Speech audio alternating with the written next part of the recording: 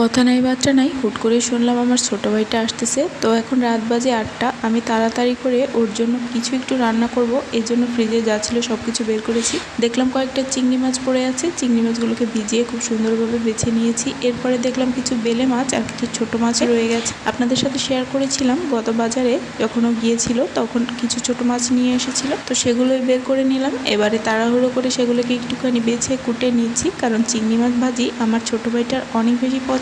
মোটামুটি সব কাজ সেরে নিয়ে এবারে ভাত চাপিয়ে দিয়ে মাছগুলোকে আমি ভেজে নিব। মাছগুলোর মধ্যে একটুখানি ময়দা ব্যবহার করছি, যাতে করে বেশ খানিক্ষণ এটা বেশ সুন্দর মচমচা করে ভাজি হয়ে থাকে। এটা শুধু চিংড়ি মাছ নয়, আপনারা চাইলে যে কোনো মাছের সাথে এভাবে একটুখানি আটা অথবা ময়দা মাখিয়ে ভাজি করে দেখতে পারেন। এবারে আমি কড়াইটা পরিষ্কার করে নিয়ে আগুনটা জ্বালিয়ে দিয়েছি। এবারে আমি এর মধ্যে দিয়ে দিচ্ছি সরিষার তেল, কারণ আমার ভাইটা সরিষার তেলের রান্না খুবই পছন্দ করে। আমার ঘরে যেহেতু 2 পদের তেলের রান্নাই করা হয়, তবে ও আসলে আমি সবসময় সরিষার তেলে রান্না করি। একটু ঝাল ঝাল করে চিংড়ি মাছটা ভাজি বসিয়ে দিয়ে একটুখানি ঢেঁড়স কুচিয়ে নিচ্ছি। ঢেঁড়স ভাজি করে নেব, কারণ ঢেঁড়স ছাড়া আমার ফ্রিজে আর তেমন কোনো সবজিই নাই। আসলে সপ্তাহের যখন শেষ হয়ে আসে আমার বাজারও কিন্তু শেষ হয়ে আসে। এ সপ্তাহে আবার বাড়িতে যাওয়ার কথা আছে, এ কারণে আর খুব একটা বাজার ঘাট করা হয়নি। তো ভাইয়ের বেশনে যা ছিল সেটুকুই বের করেছি। হুট করে চলে আসতেছে, তাই ভাবলাম যা আছে সেটুকুই করি। হোস্টেলের খাওয়া দাওয়া সে তো আপনারা খুব ভালোভাবেই জানেন। আর বুয়াদের কথা কি বলবো, বুয়া রাখলে তারা তো বেশিরভাগ চুরি করেই নিয়ে যায়। এরপরে আমি ঢেঁড়স ভাজিটা বসিয়ে দিলাম।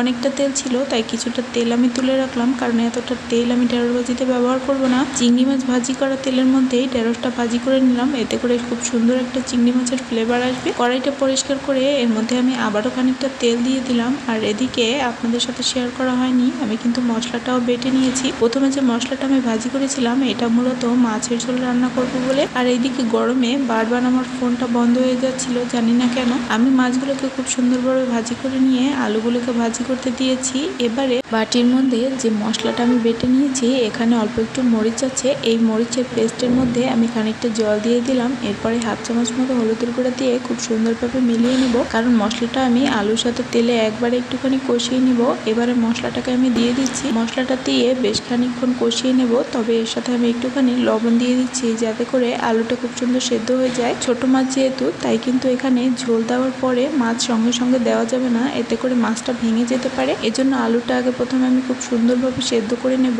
সাথে ঝোলটাও জাল হয়ে যাবে।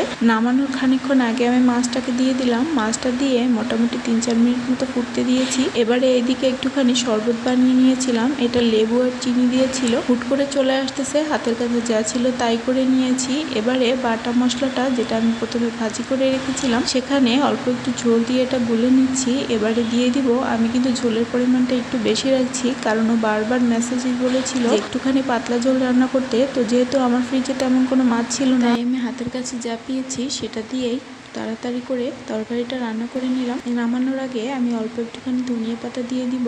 এই ধনিয়া পাতাটা আমি কিন্তু ডিপ ফ্রিজে সংরক্ষণ করে রাখি, এজন্য দেখতে খানিকটা এরকম। তো এই তো মোটামুটি ভাবে আমার রান্না কিন্তু হয়ে গিয়েছে, ভাতটাও নামিয়ে দিয়েছি এখানে। তো ভিউয়ার্স, আজ এখানে বিদায় নিচ্ছি। সবাই ভালো থাকবেন, সুস্থ থাকবেন। ধন্যবাদ সবাইকে।